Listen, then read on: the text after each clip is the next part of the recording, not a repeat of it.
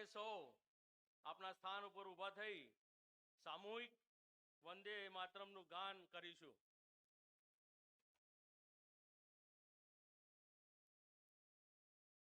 વંદે માતરમ, વંદે માતરમ.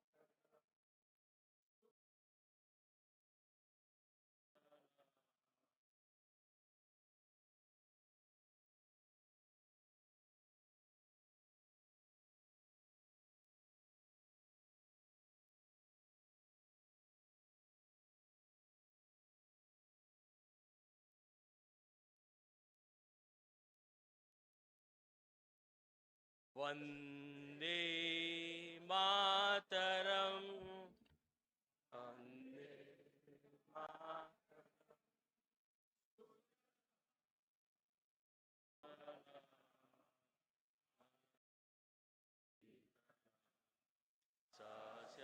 સસ્યન્તાવનામ માતરમ, વંદે માતરમ.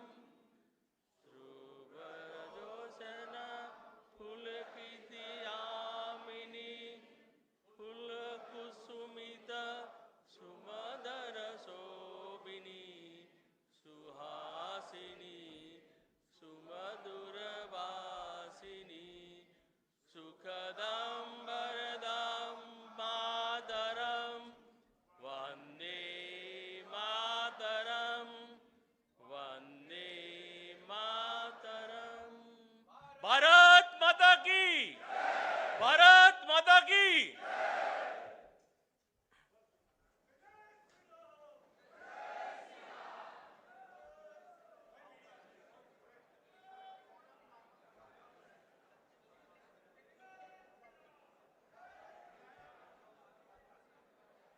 આજની આ બૂથ પ્રમુખ બેઠકમાં ખેડા જિલ્લા પ્રમુખ શ્રી અજયભાઈ બ્રહ્મભટ્ટ શાબ્દિક સ્વાગત અને પ્રવચન કરવા વિનંતી.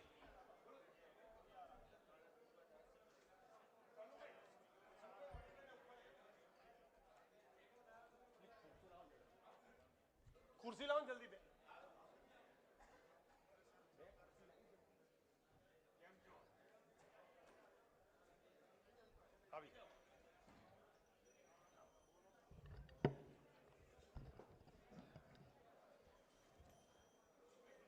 બોલો ભારત માતા કી. બે હાથ ઊંચા કરીને બોલીશું ભારત માતા કી.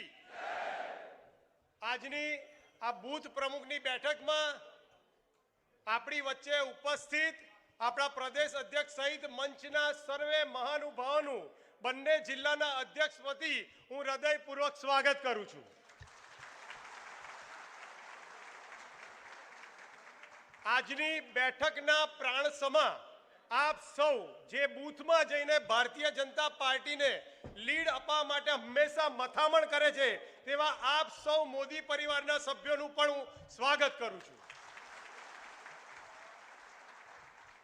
ખૂબ જ અગત્યની આ બેઠકમાં 2019 અને 2024ની વચ્ચે આપણા પ્રદેશ અધ્યક્ષ સી.આર. પાટીલ સાહેબના અધ્યક્ષ બન્યા બાદ જે સંગઠન શક્તિમાં વધારો થયો છે એની હું આપને ટૂંકમાં વાત કરું છું. 2019માં આપણી પાસે 5 તાલુકા પંચાયત નથી. મહેમદાવાદ, માતર, ખેડા, મૌધા અને ધોળકા, જે 2021 પછી આ 5 તાલુકા પંચાયત આપણી પાસે છે. 2019માં કપડવંજ અને કઠલાલ નગરપાલિકા આપણી પાસે નથી, જે આજે 2024માં આપણી પાસે છે. પેજ સમિતિના આયોજન પછી 2019માં મૌધા અને કપડવંજ 2 વિધાનસભા આપણી પાસે નથી, જે બંને વિધાનસભા 156 પૈકી આપણી પાસે છે. સાથે સાથે પ્રજાની સેવા કરવાનું ઉત્તમ માધ્યમ સહકાર વિભાગનું અમૂલ અને કેડીસીસી એ બંને સંસ્થા આપણી પાસે નથી. પાટીલ સાહેબના પ્રયત્નોથી આજે બંને સંસ્થા આપણી પાસે છે. આટલો સુંદર માહોલ વચ્ચે કાર્યકર્તાઓને સંબોધવા માટે આપણા પ્રદેશ અધ્યક્ષ અગત્યનું માર્ગદર્શન આપવા માટે આવ્યા હોય ત્યારે આપણે સૌ વિધાનસભા આપણી હાજરી આપણા અનોખા જયકોશ સાથે રજીસ્ટર કરાવીશું. હું વિધાનસભાનું નામ બોલીશ અને જે વિધાનસભાનું નામ બોલું એ વિધાનસભાના કાર્યકર્તાઓ એમના જયકોશ સાથે એમની હાજરી રજીસ્ટર કરાવશે. સૌ પ્રથમ નડિયાદ વિધાનસભા,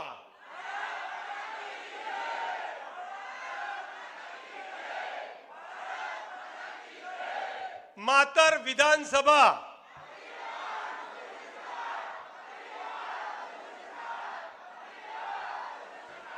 મેમદાવાદ વિધાનસભા,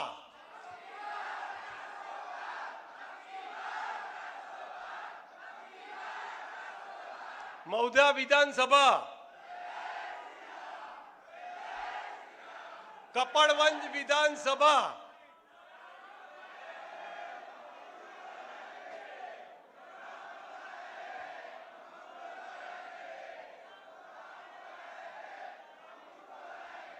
ધોળકા વિધાનસભા,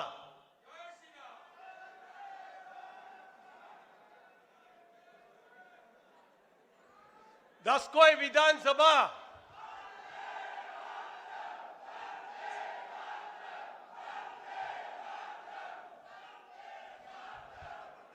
અને આજની આ બેઠકમાં તમારો ઉત્સાહ અને તમારા જોશનું હૃદયપૂર્વક સ્વાગત છે.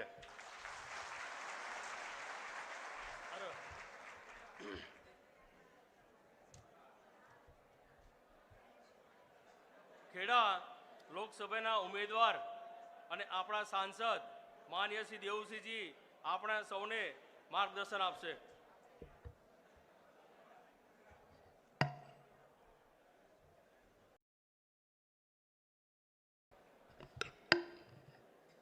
ભારત માતા કી. દેશ માટે ના પડશે.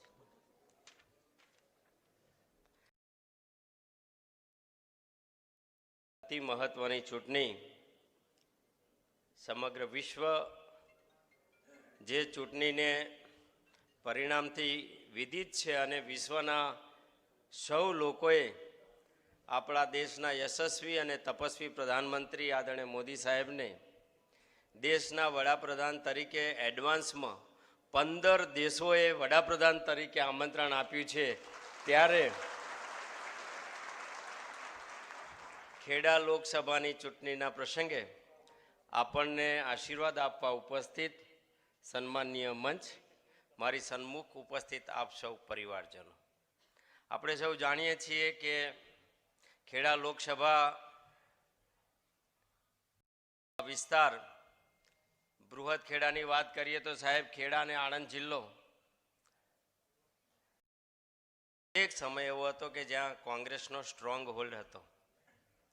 Generation to generation Congress minded લોકો, કોંગ્રેસની કમિટેડ વોટ બેંક આ જિલ્લાઓમાં હતી. પરંતુ છેલ્લા 25 વર્ષથી ગુજરાતની સરકારના વિકાસના કાર્યો અને છેલ્લા 10 વર્ષથી દેશમાં એક આધ્યાત્મિક રાષ્ટ્રપુરુષ જે પ્રકારે સામાન્ય જનતાનું કલ્યાણ કરવાના ભાવ સાથે જે કામ કરી રહ્યા છે, ત્યારે જે સામાજિક અને આર્થિક પરિવર્તન છેલ્લા 10 વર્ષમાં દેશની જનતાએ અનુભવ્યું છે, એવું જ પરિવર્તન ખેડા લોકસભાની જનતાએ પણ અનુભવ્યું છે. ખેડા લોકસભામાં આપણી સંગઠન શક્તિ ખૂબ સારી થઈ છે. હમણાં કહ્યું એમ અત્યારે સરપંચથી માંડીને સાંસદ સુધીની તમામ આ ખેડા લોકસભાની મહત્વની જવાબદારીઓ આપણા જ પરિવારના ભાઈઓ સંભાળી રહ્યા છે. સહકારની વાત હોય તો પણ ત્યારે આપ આશીર્વાદ અહીં ઉપસ્થિત છો ત્યારે વધારે વાત નથી કરતો, પરંતુ જે દેશના યશસ્વી અને તપસ્વી પ્રધાનમંત્રી આદરણીય મોદીજીના નેતૃત્વમાં જે પરિવર્તન આવ્યું છે, એ ચાહે આધુનિક ઇન્ફ્રાસ્ટ્રક્ચરની વાત કરવાની હોય, રોડ, રસ્તા, રેલ, પોર્ટ, એરપોર્ટની વાત હોય, કે સામાજિક સેવાઓને જન જન સુધી પહોંચાડવાની વાત હોય, શિક્ષણની જેવી વ્યવસ્થાઓ હોય કે સામાન્ય જનતા માટે આધુનિક આરોગ્યની સગવડો પણ એક્સેસેબલ હોય. આયુષ્યમાન ભારત કાર્ડ સુધીના 5 લાખ સુધી અને ગુજરાતમાં તો 10 લાખ સુધીની ગરીબોની સેવા કરવાના ભાવ સાથે સરકારો કામ કરતી હોય, ત્યારે હું એવું માનું છું કે આવો અદ્ભુત પાર્ટી માટેનો સુવર્ણકાલ છે. ત્યારે આપણે સૌએ વધુમાં વધુ મતદાન થાય એની ચિંતા કરવાની છે. આપણે જાણીએ છીએ કે જે બદલાવ આખા દેશમાં છેલ્લા 10 વર્ષમાં આવ્યો છે, ખેડા લોકસભામાં અને ગુજરાતમાં આવ્યો છે, ત્યારે ગુજરાતના પનોતા પુત્ર આદરણીય મોદી સાહેબના નેતૃત્વમાં 2014માં 26માંથી 26 લોકસભા જીત્યા હતા. 2019માં પણ એ જ પુનરાવર્તન થયું અને 2024માં પણ એવું જ પુનરાવર્તન થવાનું છે. ત્યારે આપણે જ્યારે બધું જ સારું હોય ત્યારે સંયમની સૌથી વધારે જરૂર હોય અને સૌ સંયમથી, સખત પરિશ્રમથી અને સુદૃઢ આયોજન સાથે બૂથ ઉપરનું આપણું વ્યવસ્થા તંત્ર અત્યંત મજબૂત કરીને અત્યાર સુધીમાં ક્યારેય ન આવી હોય એટલી મોટી લીડ સાથે ખેડા લોકસભા આપણે સાથે મળીને જીતીએ એ જ વિનંતી સાથે મારી વાત પૂરી કરું છું. આપ સૌને ખૂબ ખૂબ આભાર સાહેબ. જેમને સાંભળવા અને જેમનું માર્ગદર્શન મેળવવા આપણે સૌ કાર્યકર્તાઓ ઉત્સુક છીએ તેવા લોક લાડીલા પ્રદેશ અધ્યક્ષ શ્રી આપણને માર્ગદર્શન આપશે. પટેલ સાહેબ શ્રી.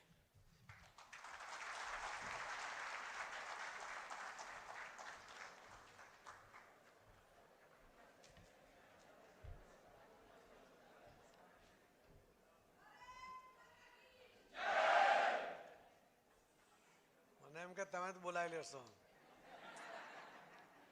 એવું નહીં. બંને હાથ ઊંચા કરીને એક સાથે ભારત માતા કી વંદે જય શ્રી રામ. અવાજમાં દમ તો છે.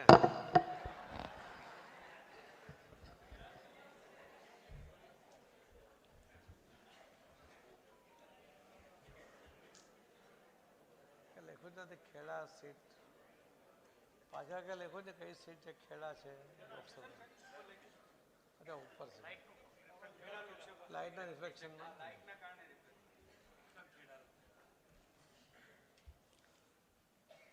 જો ભાઈ હું ભાષણ કરવા નથી આવ્યો, તમારી સાથે વાત કરવાનો છું. એટલે ટુ વે ચલાવીશું આપણે. ચાલશે ને? આજના કાર્યક્રમમાં આપણી વચ્ચે ઉપસ્થિત કેન્દ્ર સરકારના આદરણીય રાજ્ય કક્ષાના મંત્રીશ્રી તથા ઉમેદવાર ખેડા લોકસભાના શ્રી દેવસિંહ ચૌહાણજી,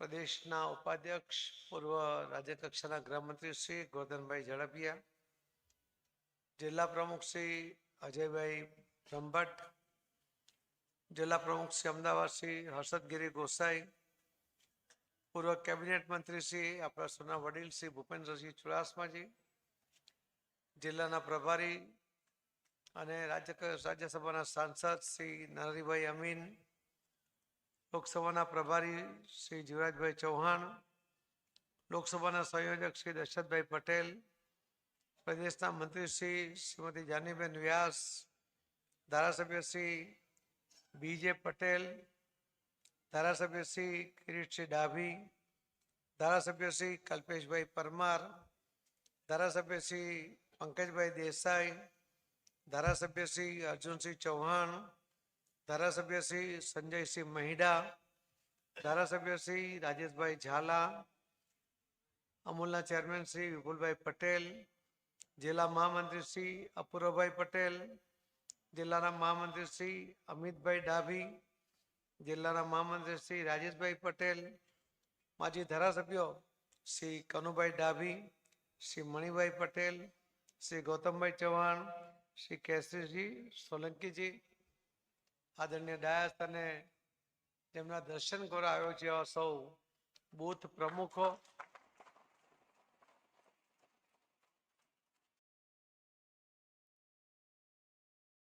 આગેવાન ભાઈઓ અને બહેનો, આપ સૌને વંદન. આપ સૌને વંદન, આપ સૌને અભિનંદન.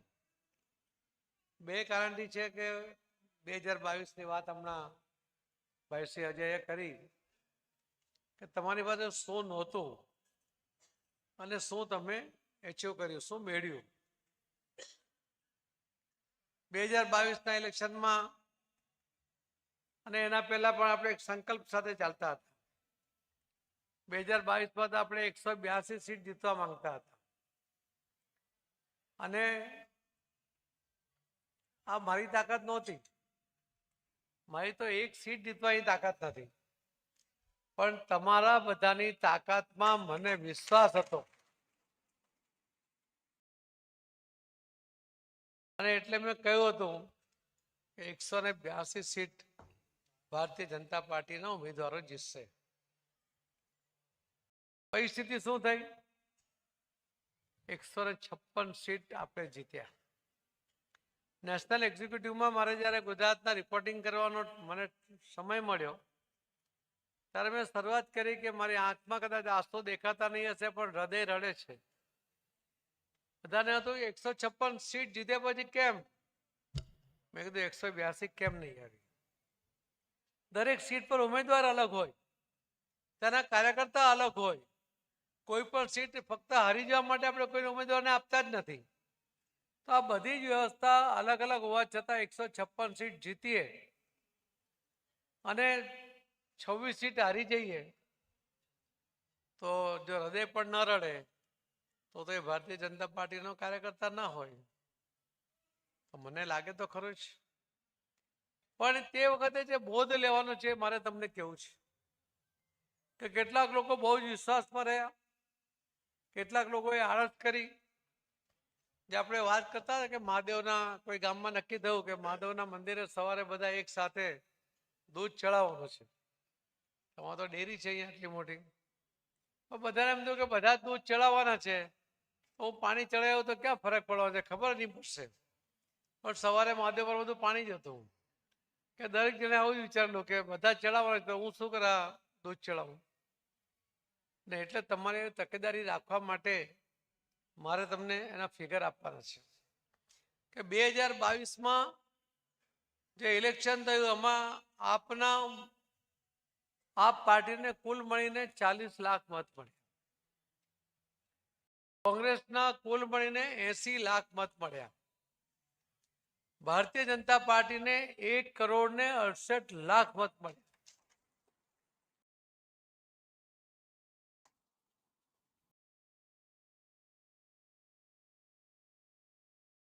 કોંગ્રેસ કરતા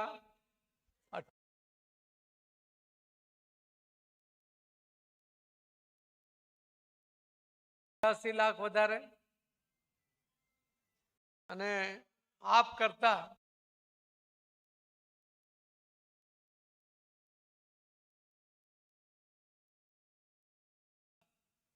1,28,00,000 વધારે. એટલા બધા મત મળ્યા. આપણે 26 સીટ જે હાર્યા ને એમાં કુલ આપણને કેટલા મત ઓછા પડ્યા? 3,05,000.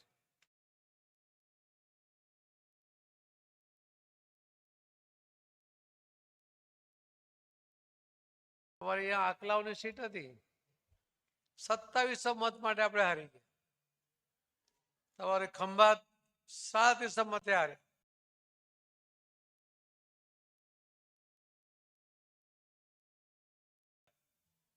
ગારિયાધાર એ પણ 3700 મતે હાર્યા. બોટાદ 3,000, માણાવદર 3,000, પોરબંદર 5,000, ચાણસમાં 1,400 મતે. મને એમ લાગે હું બોલું ને તમે સાંભળો છો પણ મને ખબર ના પડે કે ઊંઘી ગયા કે શું. બધા જમી લીધું? પાક્કું જમણ? તો ભાઈ છોકરી મારતા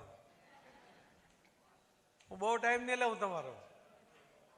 હું તો સુરતથી આવ્યો, પછી સાવલી ગયો, સાવલીથી આણંદ ગયો, આણંદથી ખેડા આવ્યો, નડિયાદ, હવે ત્યાંથી જઈશ મહેસાણા.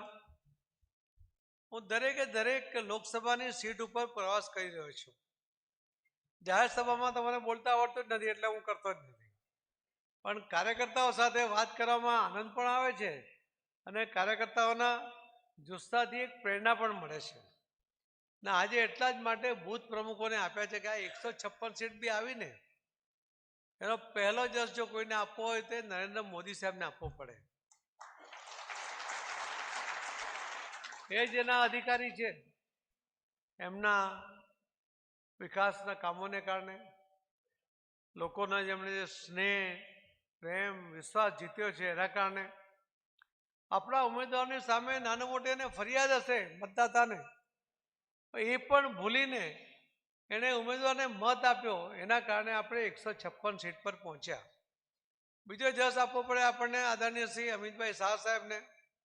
વર્ષોથી ગુજરાતમાં કામ કરવાને કારણે એમણે દરેક ઉમેદવારની પસંદગીમાં જે પોતાનો મત આપ્યો અને જે માર્ગદર્શન આપ્યું એના કારણે આપણે જીતે એવા ઉમેદવારોને સિલેક્ટ કરી શક્યા. અને એ રીતે બીજો જસ એમને આપવો પડે.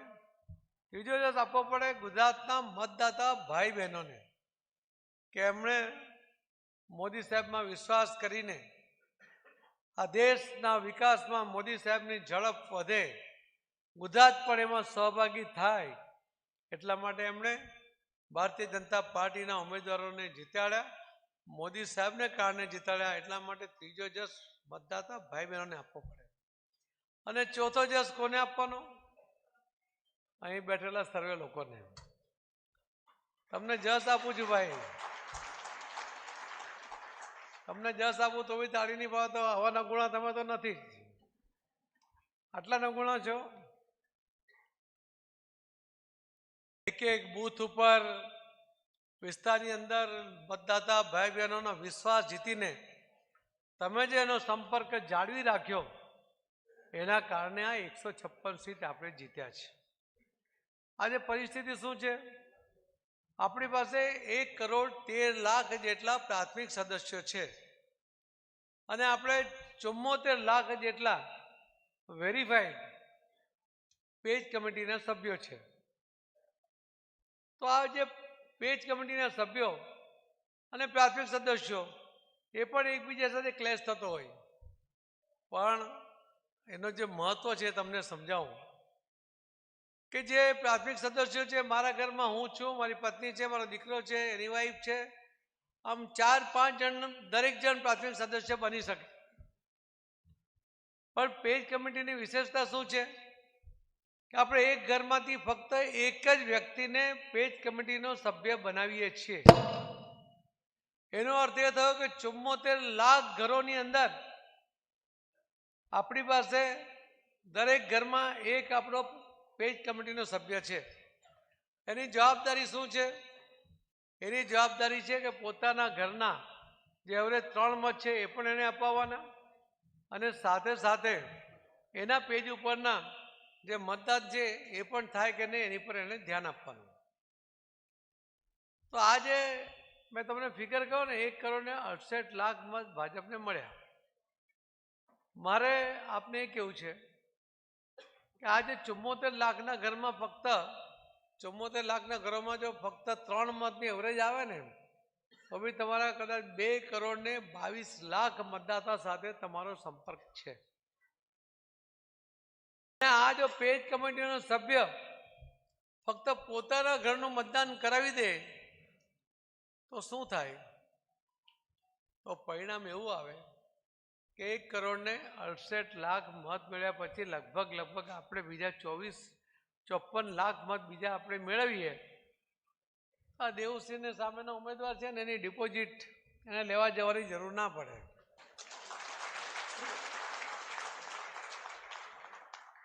હવે આપણે તમને આદરણીય પ્રધાનમંત્રી મોદી સાહેબને 3જી વાર પ્રધાનમંત્રી બનાવવા જઈ રહ્યા છો. એ તો બનવાના જ છે. બનવાના કે નહીં? તો એ હેટ્રિક કરે છે અને ગુજરાતમાં પણ 26માંથી 26 સીટ હું અધ્યક્ષ નહોતો ત્યારે પણ 2 વાર જીત્યા છે. એટલે 3જી વાર ફરી 26માંથી 26 સીટ જીતવી અને ગુજરાત હોય તો કંઈક નવું તો કરે કે નહીં? કરે ને? એટલે દરેક સીટ 5 લાખથી વધારે મતે જીત્યો. હું જે હમણાં પ્રવાસ કરું છું ને એટલે મને લાલચ લાગી એટલે મેં કહ્યું કે ના હવે થોડાક મત વધારો, હજુ લીડ વધારો. આજે તમને મળ્યા પછી તમારો જે જુસ્સો હતો ને એક વિધાનસભાના કાર્યકર્તાઓ જે રીતે સૂત્ર પુકારતા હતા એટલે મને લાગ્યું કે હવે આ કોંગ્રેસના ઉમેદવારની ડિપોઝિટ તો જમા કરવી જ પડે.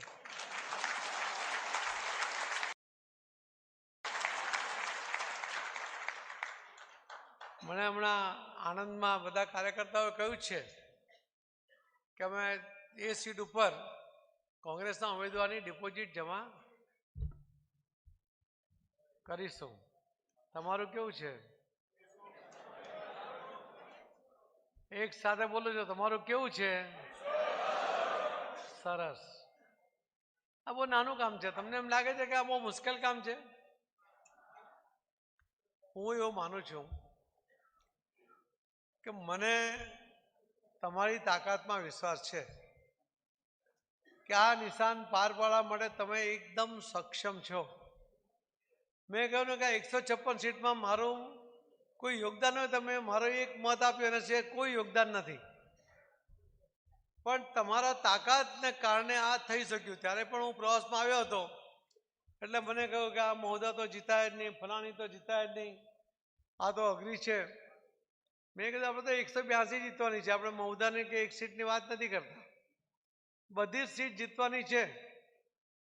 ત્યારે કોઈને વિશ્વાસ નહોતો, તમને પણ નહોતો ને? બોલો તો ખરા. વિશ્વાસ હતો તો 156 અટકી કેમ ગયા?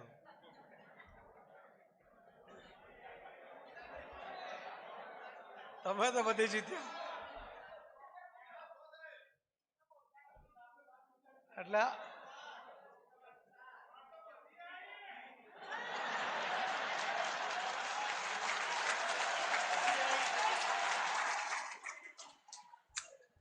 આ બધાના નામ મેં વાંચ્યા ને એટલે મને તો ખબર છે કે તમે બધી લઈ આવ્યા છો, પણ જેમ બધી લઈ આવ્યા તેમ તમે કોંગ્રેસના ઉમેદવારની આ વખતે ડિપોઝિટ લેવા જવાની એને તસદી ના પડે એટલું કરી દેજો.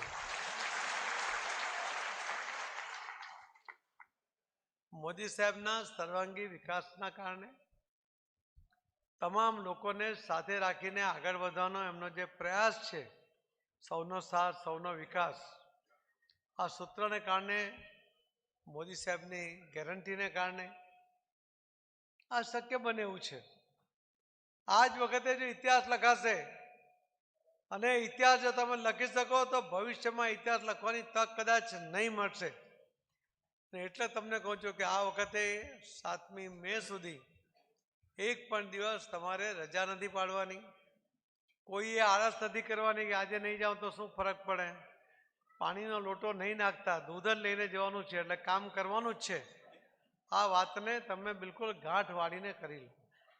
આ જે સંકલ્પ છે ને અને ડિપોઝિટ જમા કરવાનો કોંગ્રેસનો, એ તમારો સંકલ્પ છે એવું માનીને ચાલો. હું તો પ્રમુખ થયો ને એટલે મને તો કાર્યકર્તાને શું વાત કરે, એટલે મેં કહ્યું કે હું જે કરું છું એ એમને કહું. એટલે હું સવારે ઉઠું એટલે પહેલાં આંખ ખોલું, પછી પાછી આંખ બંધ કરી દઉં અને પછી એક મનમાં સંકલ્પ કરું કે મારો જન્મ જીતવા માટે થયો છે.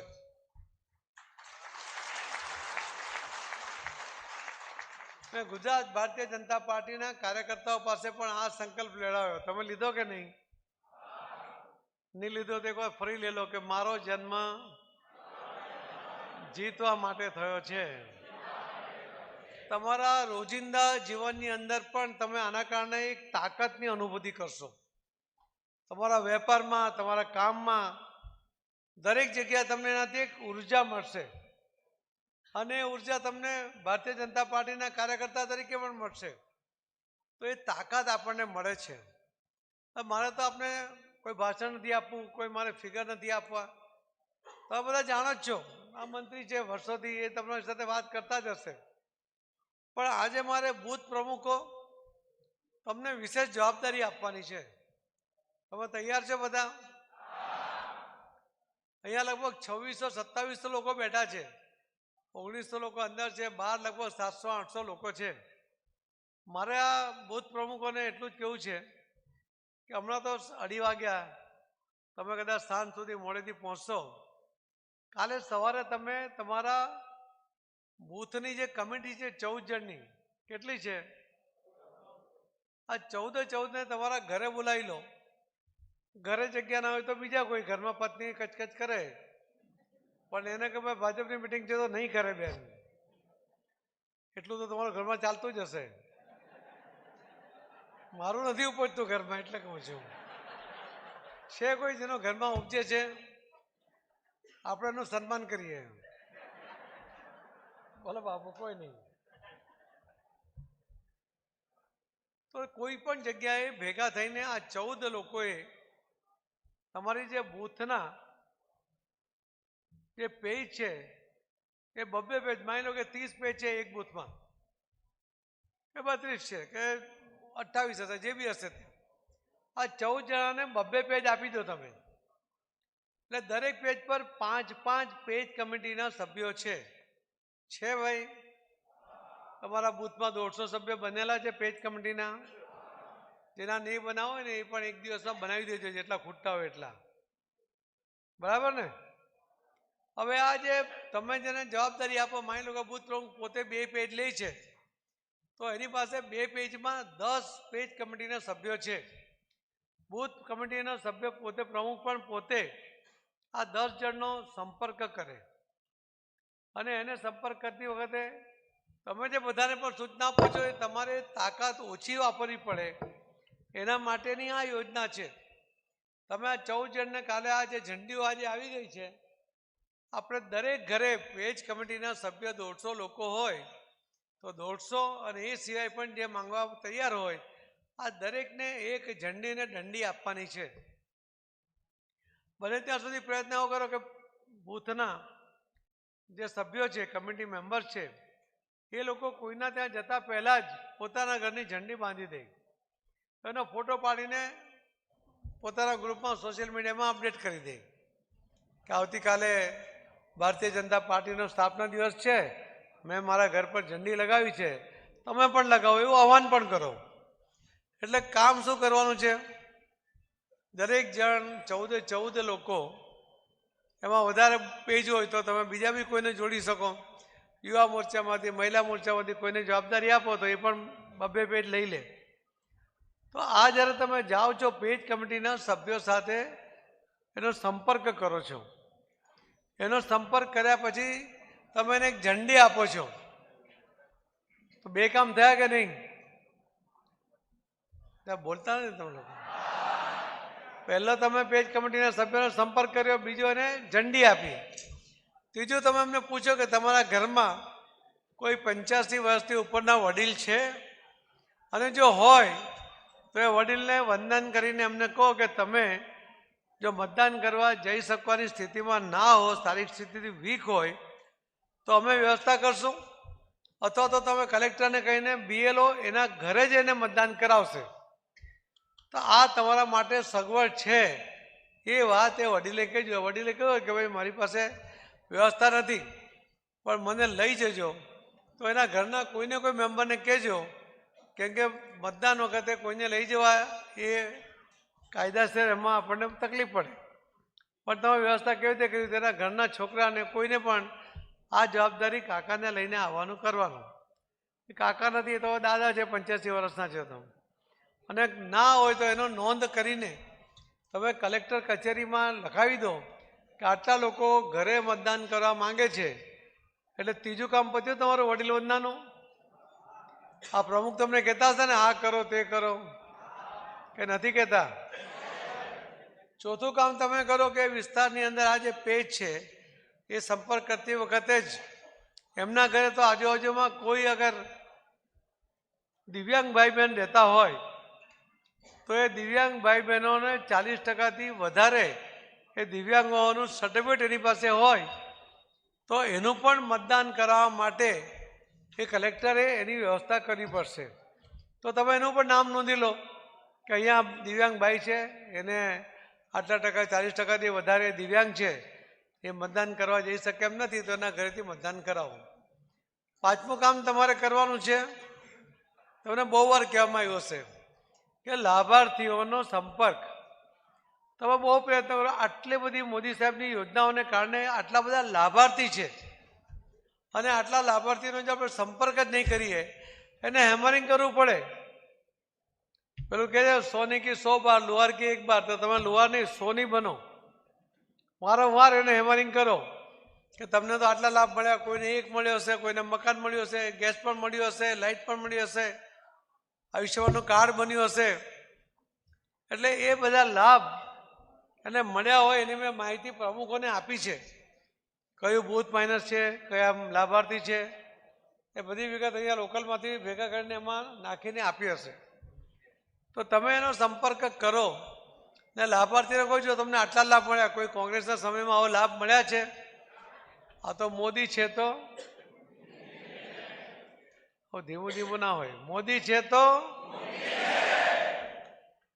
એ મોદી સાહેબના એની સાથે વાત કરો, લાભાર્થીને બતાવો. એ કદાચ ભૂલી ગયો હશે કે એને વધારે લાભ મળ્યા છે, પણ એને પૂછો કે આ ઘર તમે બાંધ્યું એમાં તમને કોઈ લાભ મળ્યો છે? તમારા ઘરમાં તમે જે હમણાં મારા માટે ચા મૂકીએ ગેસ પર, એ ગેસનું કનેક્શન પણ મોદી સાહેબે આપ્યું છે. તમે કોઈ બીમાર પડે તો 5 લાખ રૂપિયા, અને આપણા આદરણીય મુખ્યમંત્રી શ્રી ભૂપેન્દ્રભાઈ પટેલ એના તરફથી વધારેના 5 લાખ રૂપિયા, આમ 10 લાખ રૂપિયા ગુજરાતમાં આવા આયુષ્યમાન કાર્ડમાં સારવાર માટે મળે છે. તો એનો કોઈ લાભ લીધો છે તમે, અથવા કાર્ડ બનાવ્યું છે કે ભવિષ્યમાં કોઈ બીમાર પડે તો એને પણ આપી શકાય?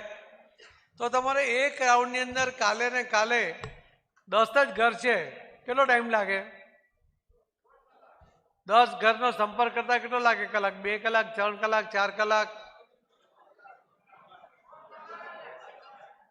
હવે તમને કેટલો લાગે? તમારી સ્પીડ પર છોડી દઉં છું, પણ કાલે ને કાલે આ તમારે આપેલા 10 ઘરનો સંપર્ક કરીને એમને ઝંડી, પહેલું કામ કીધું ને સંપર્ક, બીજું ઝંડી આપવાનું, ત્રીજું વડીલ વંદના, ચોથું દિવ્યાંગ ભાઈ બહેનો હોય તો એને, અને 5મું લાભાર્થી.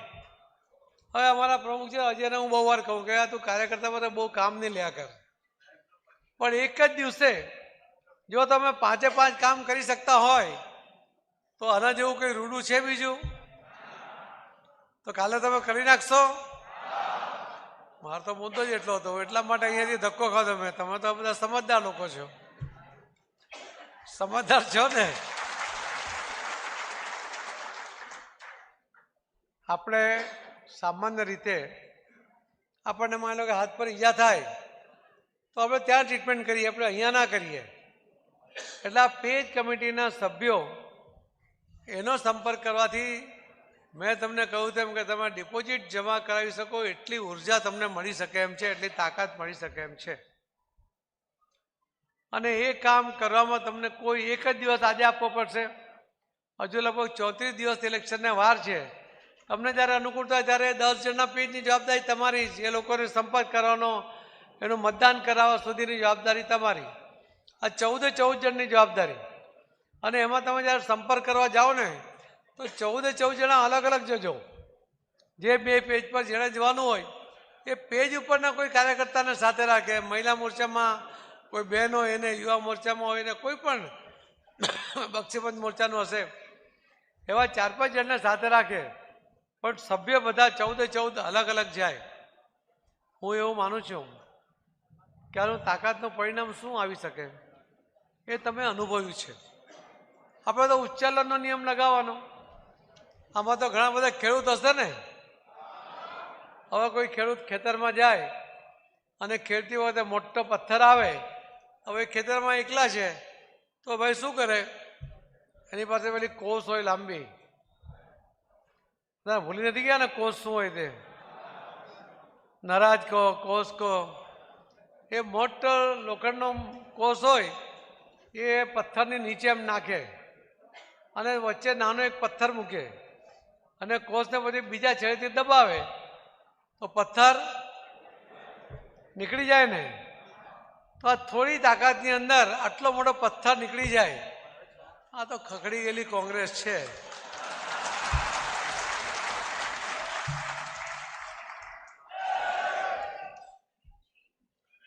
મારી આપ સૌને વિનંતી છે કે કોઈ વધુ આત્મવિશ્વાસમાં રહેતા નહીં.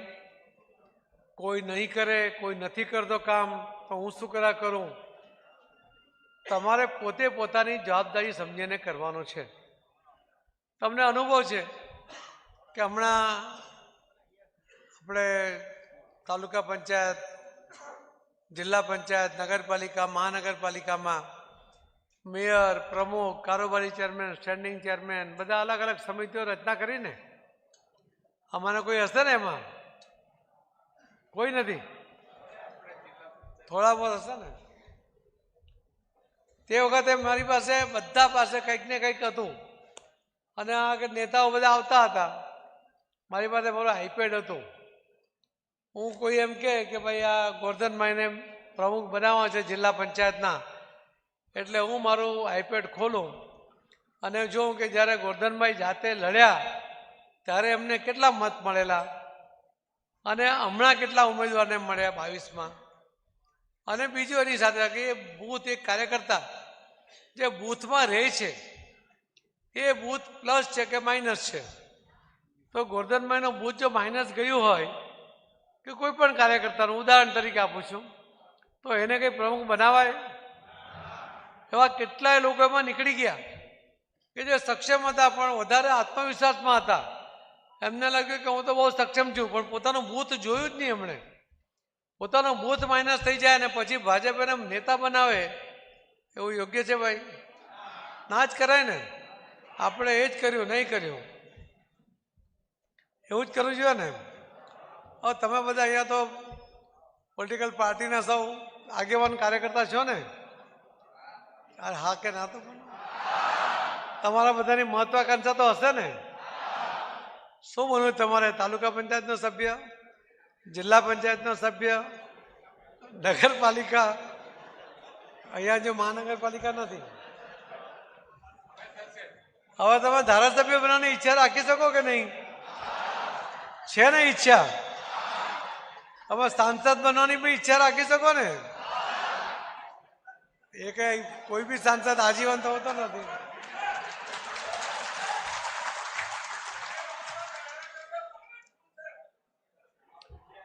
તો જે મહત્વાકાંક્ષા રાખતા ના હોય એવા કોઈ કાર્યકર્તા હોય તો એને કે કોઈ ભજન મંડળીમાં જોડાઈ જાય.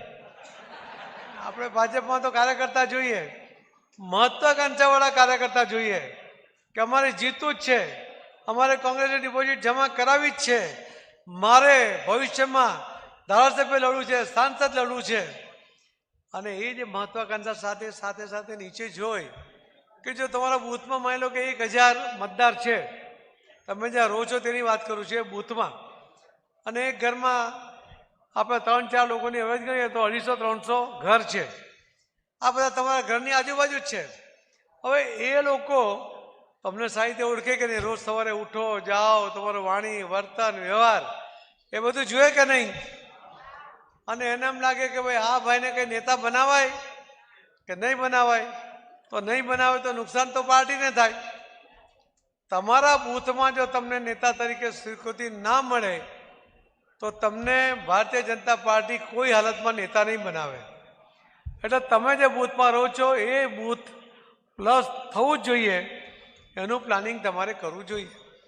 હવે જે બૂથના પ્રમુખો છે એ બૂથના પ્રમુખો તો બૂથમાં જ રહી છે અને બૂથ પ્લસ કરવાની જવાબદારી તો તમારા બધાની છે. કેટલા બૂથ છે ભાઈ લોકસભામાં? 2035 છે અને 2600 લોકો અહીંયા છે. એટલે બૂથ પ્રમુખ એની 14 જણની કમિટી સાથે જે બાકીના આજે આગેવાનો હશે ને, કોઈ ચૂંટાયેલા પ્રતિનિધિ હશે, કોઈને કોઈ પદાધિકારી હશે, એમને પણ તમે એને બોલાવજો સાથે અને એમને પણ જોડો. તમારું બૂથ કોઈ પણ હાલતમાં પ્લસ થવું જોઈએ અને 90% મતદાન કરાવવું જોઈએ.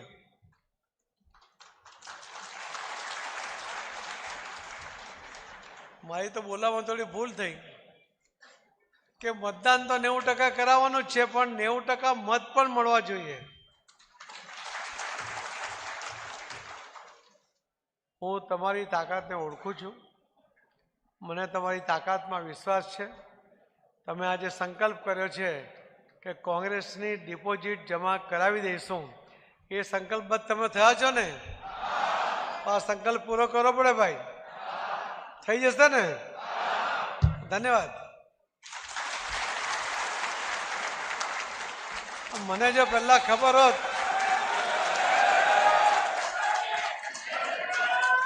એક સાથે બંને હાથ ઊંચા કરીને ભારત માતા કી વંદે, જય શ્રી રામ, જય જય શ્રી રામ. કોંગ્રેસની ડિપોઝિટ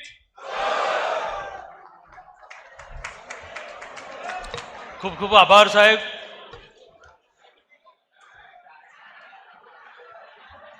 આજની આ બૂથ પ્રમુખ